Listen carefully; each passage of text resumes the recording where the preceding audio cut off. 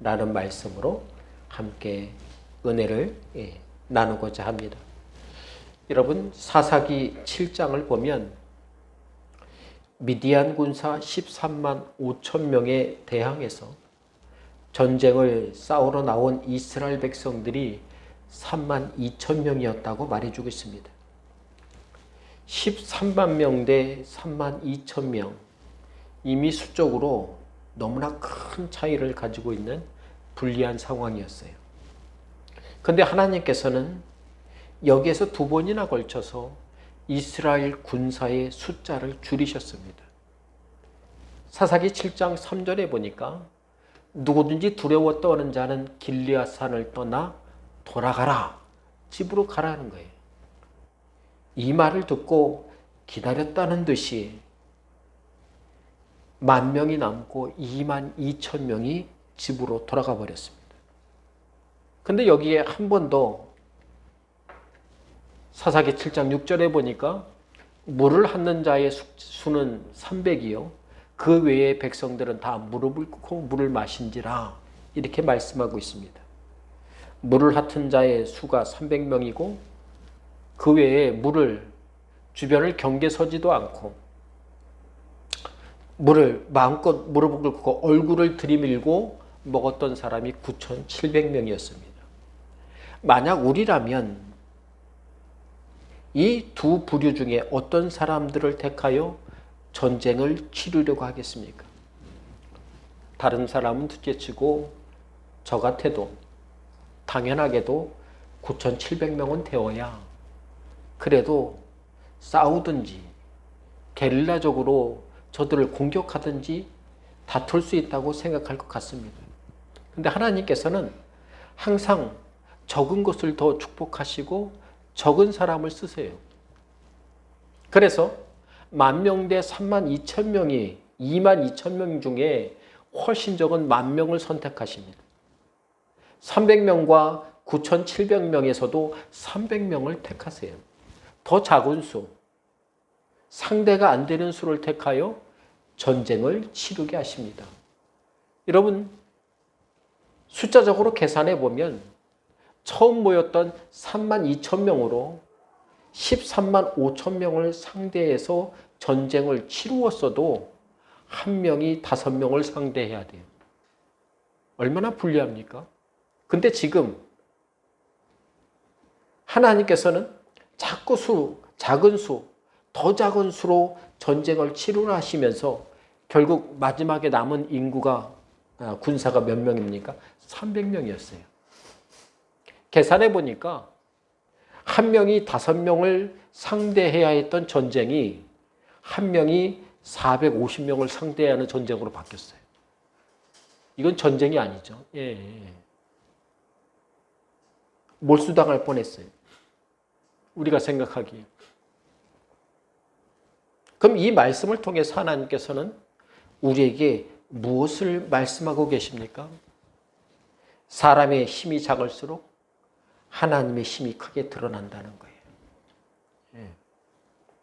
내가 힘주고 사는 힘이 작을수록 하나님의 은혜의 힘이 우리의 삶 가운데 더 크게 드러난다는 것입니다. 이런 예는 성경에서 사사기만 나옵니까? 아니에요. 신약 성경으로 넘어와서 주님께서는 한 아이의 작은 떡 5개와 물고기 2마리로 5,000명의 장정과 많은 사람들이 먹고 남기게 하셨어요. 하나님께서 모세를 쓰실 때에 모세가 이집트의 왕자였을 때 하나님을 만나고 쓰임받은 게 아니에요. 광야의 도망자 신세였고 인생이 이젠 끝났다라고 생각했을 그때에 모세는 하나님을 만나고 하나님의 사람이 되었습니다. 하나님은 그러니 작은 사람을 쓰시는 분이에요.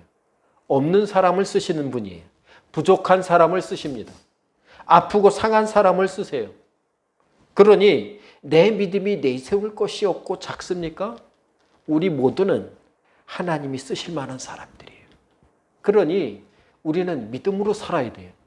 믿음으로 할 게 많아야 돼요. 따라서 세상 사람은 모르겠으나 우리 믿음의 사람은 하나님 앞에서 자꾸 커지려고 하지 말아요.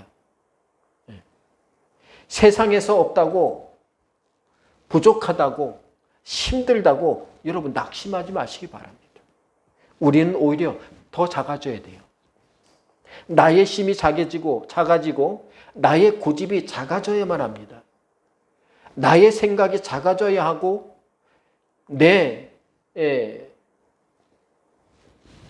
열심이 작아져야 돼요. 그래야 하나님이 쓰실 수 있어요. 자신이 크고 대단한 사람이 되려고 하면 하나님께서는 그 사람을 쓰실 수가 없어요.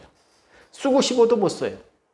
왜냐하면 인생이 자기 것인 사람은 자기가 하고 싶은 일을 하고 사느라고 하나님을 돌아볼 새가 없어요. 세상 사람들이 흔히 말하지 않습니까? 교회 한번 나오시죠. 예수 믿으세요. 내가 좀 바빠서요. 다음에 갈게요. 내가 할 게 많아요. 하나님 앞에서조차 작아지지 않는 사람은 하나님의 뜻대로, 하나님의 은혜대로 살 수가 없어요. 자신의 지식대로, 자신의 힘대로, 능력과 욕심대로 살려고 고집하다가 인생이 다 가버리는 거예요. 기억하시기 바랍니다. 하나님은 어떤 분이십니까? 하나님은 마른 뼈를 군대로 만드시는 분이에요. 우리의 생각을 초월하는 분이에요. 평범한 농부 기드온을 너는 이제 큰 용사라고 부르며 사용하시는 분이에요. 사람들의 발을 닦기 위해 준비해 놓은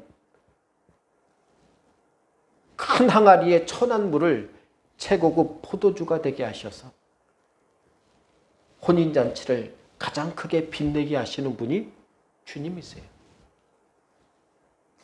성도 여러분, 하나님이 나를 쓰실 수 없는 것은 내가 똑똑하지 않아서가 아니에요. 오히려 내가 너무 똑똑해서 하나님의 말씀을 듣고 사는 것보다 내 고집이 더 커져 버리니까 말씀대로 순종할 수가 없는 거예요. 여러분, 똑똑한 대로 살지 말고 들은 말씀대로 사시기 바랍니다. 내가 가진 것이 없어서가 아니라 하나님이 나를 쓰실 수 없는 것은 내가 가진 믿음보다 내 생각과 내 고집이 더 크면 절대 하나님의 은혜대로 살 수가 없는 거예요. 이 시대에 하나님보다 큰 사람이 너무 많아요. 하나님의 말씀보다 자신의 머리대로 살려고 하는 사람들이 너무 많습니다. 아는 것이 많고 가진 것이 많고 자기 힘이 넘치는 사람을 그래서 하나님은 쓰실 수가 없는 거예요. 자기 힘과 지식이 넘치는 사람은 하나님의 뜻대로가 아니라 자신의 뜻대로 살기 바쁘기 때문에 그렇습니다. 그래서 믿음보다 내가 크고 기도보다 내가 크고 하나님보다 내가 크면 우리는 믿음으로 사는 게 힘들어져요. 여러분, 우리가 아무리 기도를 열심히 하고 믿음 생활에 힘쓰는데도 삶이 자꾸 똑같은 문제로 반복되어 일어나고 있다면 우리는 돌아봐야 돼요. 내가 예수 믿는데, 내가 하나님의 자녀인데 왜 날마다 똑같은 문제 때문에 반복해서 힘들고 어려울까? 우리는 돌아봐야 돼요. 내 삶에 하나님보다 더 크게 채우고 사는 게 있기 때문에 그런 거예요. 하나님이 채워줘야 돼요. 믿는 것으로는 부족해요. 하나님의 은혜가 채워져야 돼요. 하나님이 채워져야 하나님의 뜻대로 살 수 있는 거 아니에요? 내 삶에 내 생각과 내 고집과 내 성질이 가득히 채워지고 살면 하나님이 나를 쓰실 수가 없는 거예요. 문제는, 더 큰 문제는 그 다음이에요. 하나님이 쓰지 못하는 사람은 누가 씁니까? 세상이 가져다 써요. 세상 걱정과 근심이 가져다 써요. 불신앙으로 사는데 인생을 다 쓰게 자꾸 허비하게 만듭니다. 하나님의 은혜와 씨름하고 살아야 하는데 세상과 사람들과 씨름하고 사느라고 바쁜 사람이 되고 마는 거예요. 하나님으로 채워 사는 성도 되시기 바랍니다. 성도 여러분, 신앙으로 마음껏 쓰임받고 있습니까? 아니면 내신과 능력으로, 불신앙으로 마음껏 쓰고 살려고 하고 있습니까? 내 삶을 하나님으로 가득 채우시기 바랍니다. 하나님이 채워지지 않는 삶에는 항상 세상에 대한 갈급함이 있어요. 부족함에 대한 허기짐이 있어요. 반대로 하나님이 채워진 곳의 삶에는 은혜의 갈급함이 있어요. 감사의 허기짐이 있어요. 여러분, 같은 갈급함, 같은 허기짐에도 불구하고 믿음이 있느냐 없느냐에 따라 우리 삶의 모양과 형편은 완전히 달라지는 거예요. 어떤 허기짐, 어떤 갈급함을 가지고 살고 있습니까? 오늘 본문에 나오는 말씀에도 보면 주님 앞에서 언제나 자신을 작디 작은 믿음조차 없는 사람으로 여겼던 사도 바울이 환상 중에 보고 들었던 그 첫 마디의 말씀이 나옵니다. 사도행전 16장 9절은 밤에 환상이 바울에게 보이니 마게도냐 사람 하나가 서서 그에게 청하여 이르되, 이렇게 말씀이 시작하고 있습니다.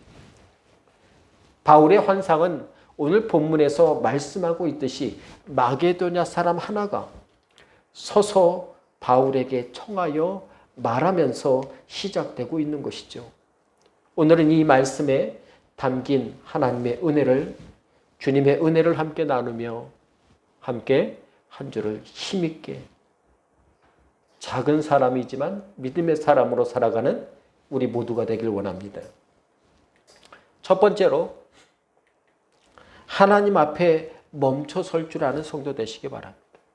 성도는 걱정에 멈춰 서지 말고 하나님 앞에 멈춰 설 줄 알아야 돼요. 기도 앞에 멈춰 설 줄 알아야 돼요. 여러분, 많은 사람들이 하나님을 경험하기 위해 다양한 방법론을 대입해서 인생을 살아가고 있습니다. 어떤 분은 성경을 통독하고 필사하고 타이핑을 치는 분도 계세요. 큐티를 하는 분도 계시고 새벽 기도를 열심히 하는 분도 계십니다. 어떤 분은 더 큰 열심으로 제자 훈련을 통해 주의 제자로 살아가려는 열심을 가진 분도 있어요. 그러나 그렇게 신앙의 열심, 방법론을 대입해서 열심을 가지고 살아가면 우리가 저절로 믿음대로, 은혜대로 살아갈 수 있다고 여러분 장담할 수 있습니까? 아니, 그럴 수 없어요. 성경을 아무리 많이 읽어도 걱정할 때가 있어요. 근심할 때가 있어요. 아무리 예수를 잘 믿어도 목사인 저조차도 걱정과 근심이 왜 없겠습니까? 예, 누구나 다 있어요. 큐티를 하고 말씀을 묵상하고 기도드린 시간의 양이 많고 적음에 따라서 우리의 영성과 믿음이 충만해진다고 성경은 말하고 있지 않아요. 하나님과 만나는 한 시간에 오늘 우리가 드리는 이 예배를 통해서 우리의 믿음이 튼튼해지고 강력해집니까? 아니에요. 그렇지 않아요. 예배 드리는 시간, 우리가 드리는 이 예배 드리는 시간이 중요합니다. 그러나 우리의 믿음은 언제 드러납니까? 우리가 지금 예배 드리고 있는 이 한 시간에 드러나는 것이 아니라 이 예배 드리고 나가서 살아가는 한 주간, 나머지 167시간을 살아가는 일상 속에서 내 믿음이 드러나야, 그래야 내가 믿음으로 사는 거예요. 예배 시간에 찬양으로 믿음이 드러나고 기도로 드러나고 말씀에 집중하여 들어가는 것, 집중하여 들음으로 내 믿음이 드러나는 것 좋습니다. 그러나 더 내 믿음이 드러나야 할 곳은 한 주간을 살아가는 160 나머지 7시간이라는 거예요.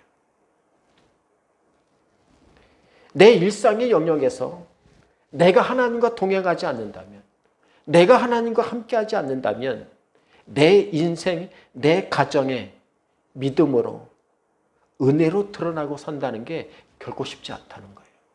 그러니 이 한 시간의 예배에 만족하지 말고 우리는 어떻게 해요? 그 나머지 시간에 어떻게 하면 하나님과 일상을 살아갈지를 고민하고 기도하고 말씀에 새기며 살아가야 하는 것이죠. 난 하루에 15분 큐티하니까 하나님께서 늘 나와 함께 하실 것이라고 여러분 장담하지 마시기 바랍니다. 매주 예배를 빼먹지 않고 드리니 하나님의 도우심이 내게 가득할 것이라고 장담하지 마세요. 우리는 내 삶의 일부에서만 하나님을 만나고 사는 것이 아니라 내 삶의 전부에서 하나님과 함께 살아야 돼요. 하나님의 도움을 주일에만 구하지 마세요. 일상에서 구하세요. 잠시 잠깐 구하세요. 날마다 심서 구하세요. 화장실 갈 때마다 여러분 화장실에서 기도하면 되잖아요. 저는 화장실에서 자주 기도합니다. 길게는 안 하지만 나 혼자 있으니 얼마나 좋아요. 그렇다면 내 삶의 모든 곳에서 주님과 함께하고 주님께 은혜 받고 살려면 우리는 어떻게 해야 되는가? 오늘 본문에서 마게도냐 사람은 가장 먼저 멈추어 서서 사도 바울을 불렀다라고 말하고 있어요. 기억하시기 바랍니다. 부른 다음에 멈춘 게 아니라 멈추어 선 게 먼저라는 거예요. 9월에 여기에 서서라는 말씀에는 기본적으로 똑바로 서다 또는 멈추어 서다 이런 뜻이 있어요. 중요한 것은 마게도냐 사람이 무엇 때문에 멈추어 섰냐는 거예요. 오늘 본문은 마게도냐 사람이 사도 바울을 서서 불러 세웠다라고 말씀하고 있습니다. 왜 사도 바울을 불러 세웠습니까? 마게도냐 사람은 잠시 얼굴이나 보자고 바울을 불러 세운 게 아니었어요. 사도 바울에게 있는, 사도 바울이 가지고 있는 예수 그리스도와 주의 복음을 전해 듣고자 멈추어 서서 불렀던 거예요. 바울과 세상 돌아가는 이야기를 하고자 불러 세운 게 아니에요. 주님의 은혜를 전해 듣고 내 것 삼고자 하는 열정과 여러분 간절함을 가지고 멈추어 서서 불렀던 것입니다. 우리도 살다가 멈출 때가 있어요. 걱정이 많으면 발걸음이 멈춰요. 근심이 많아도 삶의 걸음이 멈춥니다.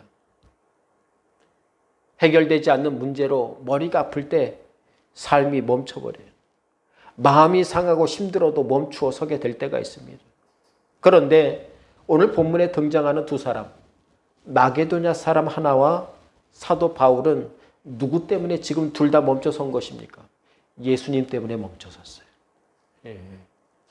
내가 멈춰 서야 될 만큼 여러분 어렵고 힘들고 고난 가운데 있을 때 멈춰 섰을 때 우리는 걱정과 근심을 생각하기 전에 누구를 먼저 생각해야 됩니까? 예수님께 먼저 생각해야 돼요. 예수님을 생각해야 돼요. 속으로만 생각하지 말고 내가 멈춰 서서 주님을 생각해야겠다. 정하세요. 중세의 여러분 수도사들이 주님께 자신의 삶을 들여 살아갈 때도 여러분 그곳에도 어떻게 해요? 사람이 똑같이 살아요. 싸움도 있고 여러분 다툼도 있고 어려움도 다 있어요.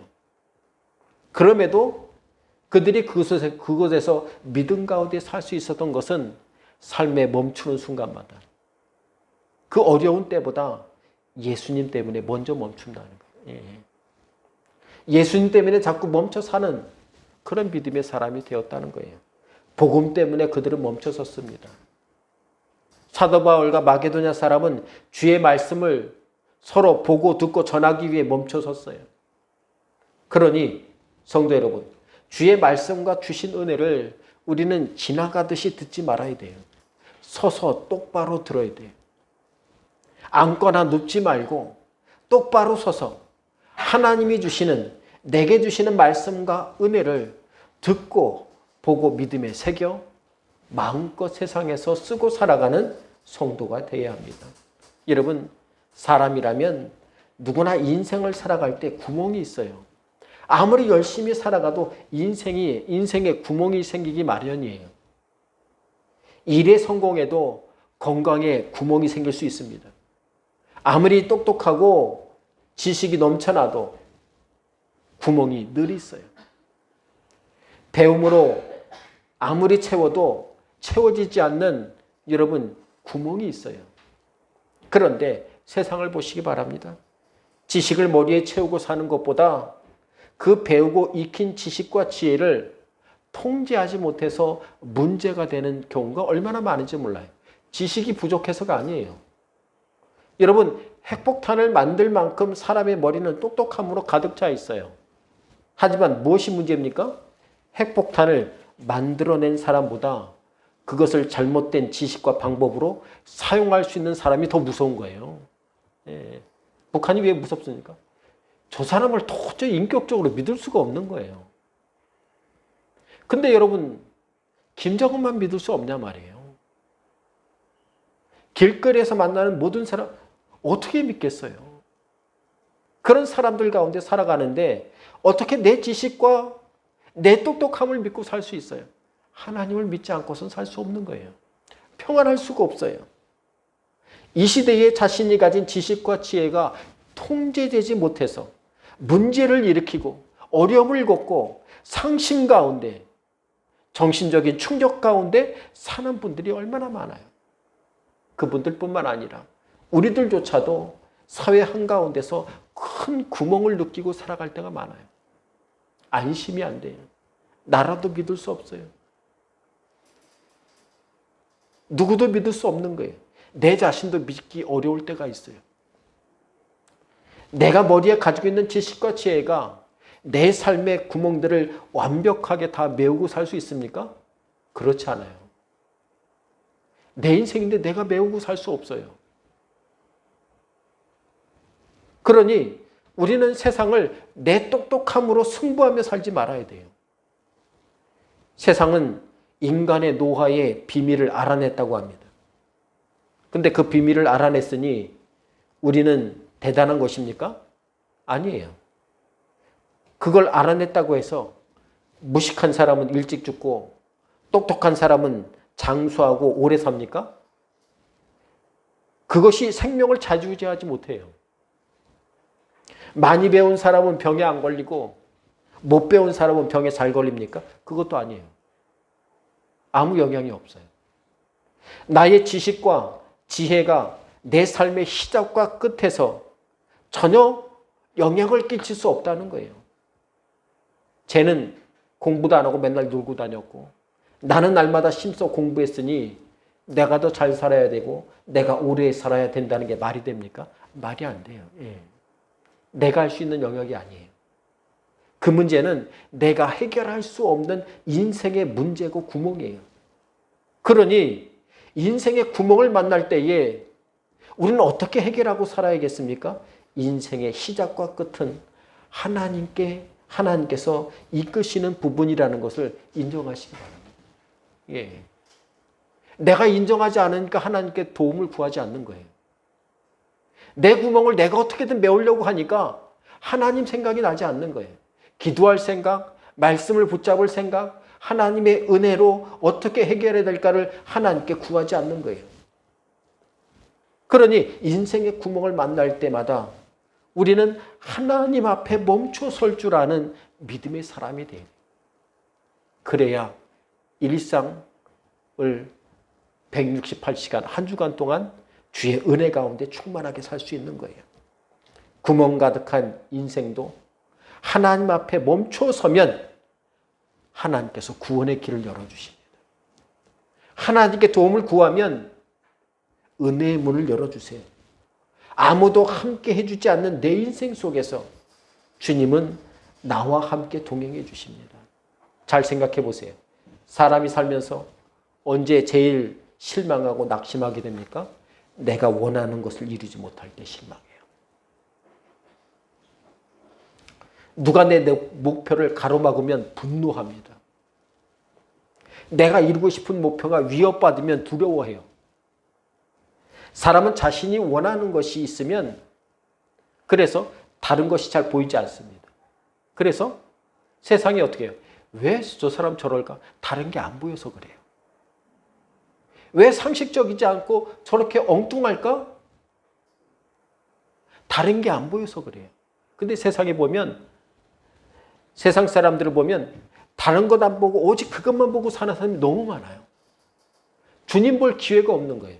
주님 볼 시간이 없어요. 마음이 없어요. 오직 그것만 붙잡고 집착하고 살게 돼요.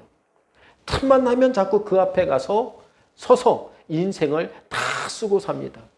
그래서 회사가 최고인 사람은 회사의 성공에 집착해요. 자기 건강보다.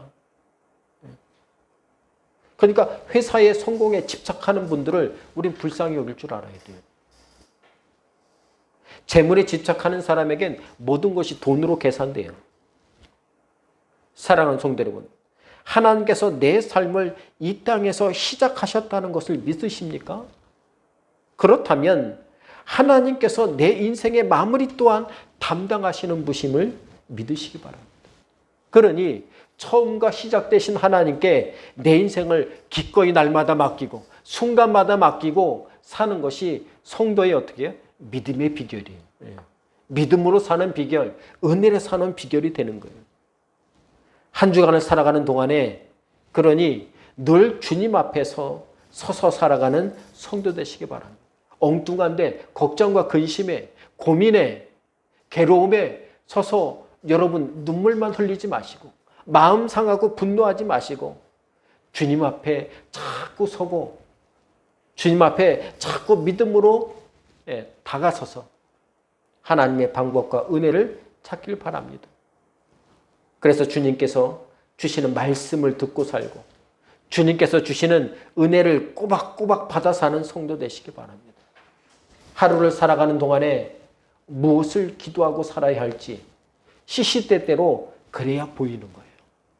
내가 이걸 기도해야지. 기도에는 요즘 제가 읽는 책 중에 영적 친구에 관한 책을 읽고 있는데 기도에 관련된 부분에서 그래요. 기도가 깊어지면, 친구가 깊어지면, 영적으로 하나님과 가까워지면 굳이 입으로 말하지 않아도 친구의 마음을 알듯이 주님께서 어떻게 내 마음을 자꾸 수시로 만져주시는 걸 경험하게 된다는 거예요. 너무나 공감이 돼요. 여러분, 우리가 그래야 되잖아요. 주님이 만져주심을 수시로 만나야 되잖아요. 기도 제목이 생겼습니까? 미루지 말고 내가 있는 그곳이 어디든지 간에 거기서 잠시 기도하세요. 길게 기도 안 해도 돼요. 기도한다는 게 중요한 거예요. 내가 있는 곳이 가정이든 직장이든 삶의 현장 어디에서라도 작디 작은 나를 만나주시고 쓰시고 사용하시는 하나님의 귀중한 은혜를 온전히 붙잡고 사는 우리 선한교회 성도 되길 간절히 바랍니다. 두 번째로 그러려면 오늘 본문의 말씀과 같이 성도는 청할 줄 알아야 돼요. 청하다. 여러분 유럽에 복음이 전해지고 은혜가 전파된 것은 오늘 본문이 말하고 있는 대로 청하는 사람이 있었기 때문에 그런 거예요. 청하는 사람이 없었으면 바울이 유럽에 갈 일이 없었어요. 청하는 사람이 없고 구하는 사람이 없다면 우리는 누구의 도움을 받고 살 수 있습니까? 예전에 제가 어느 강연에서 거리에서 위급한 상황을 만났을 때에 어떻게 이 위급함을 해결해야 되는지를 들은 적이 있는데 그 강연의 핵심은 위급한 상황에서 가장 효과적인 도움을 받는 방법은 아무에게나 도와달라고 소리치지 말라는 거예요. 눈을 들어서 가장 가까이 있는 사람의 옷 색깔을 집어서 특징을 말해서 파란 옷 입은 아저씨 나 좀 도와주세요. 그러면 어떻게 해요? 그 사람이 온다는 게 가장 먼저. 도와달라는데 우리나라 사람들 거절하지 않아요. 자신이 못 가면 남이라도 보내주잖아요. 구체적이고 명확하게 도움을 구하라는 거예요. 불특정 다수에게 도움을 구하는 것보다 내가 가까이 있는 도움을 줄 수 있는 사람을 콕 집어서 도움을 구하는 것이 훨씬 효과적인 도움을 받는 방법이라는 거예요. 너무 그럴싸하잖아요. 그죠? 그럴 것 같아요.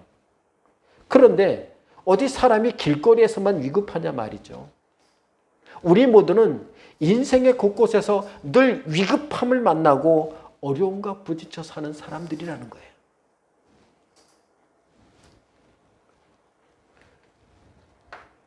로드니 스타크라는 워싱턴 대학교의 사회학 교수이자 비교 종교학 교수예요. 이분이 크리스찬인지 넌 크리스찬인지는 모르겠으나 비교 종교학을 하는 교수들이 되게 종교가 없어요. 종교가 있으면은 어떻게 이게 시선이 공평하지 않으니까 되게 신앙이 없습니다. 근데 이 사람이 기독교의 발음이라는 책을 썼어요.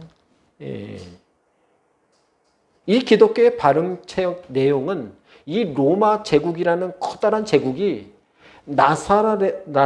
나사렛이라는 조그만 동네에서 나셨다가 십자가형이라는 극형으로 죽음을 당한 예수님 한 분을 통해 어떻게 기독교 국가로 변화됐는지를 설명하고 있는 책이에요. 아이러니한 것은 이 로드니 스타크라는 교수가 사회학 교수이고 비교 종교학 교수라는 거예요. 신학자가 아니에요. 그런 사회학자로서 초기 기독교의 발음에 관심을 가지고 당대 문헌과 자료를 조사하면서 사회학적인 이론과 비교 분석학 방법을 통해서 이 거대 로마 시대의 교회가 거대 로마 이 제국이 어떻게 이 자그마한 동네에 나신 예수 그리스도라는 사람을 믿는 이 교회를 통해 뒤집어지고 변화됐냐를 그가 분석했던 것이에요. 따라서 이 책은 교회 안의 내부적인 시각으로 본 게 아니라 예수를 믿지 않는 외부자의 시각으로 초기 로마 기독교에 대해 어떻게 그들이 반응하고 부응했는지를 말해주고 있다는 거예요. 그 책에 따르면, 이 책에 따르면 기독교가 거대 로마 제국과 헬라 철학을 뒤집은 배경에는 2번에 걸친 흑사병이 있었다고 설명해 주고 있습니다. 극심한 국가적 재앙 앞에서 사람들은 구원을 찾기 시작했어요. 막 사람들이 죽어나가니까요. 로마의 이교도들은 이 극심한 국가적 재앙에 대해 어떻게 말했습니까?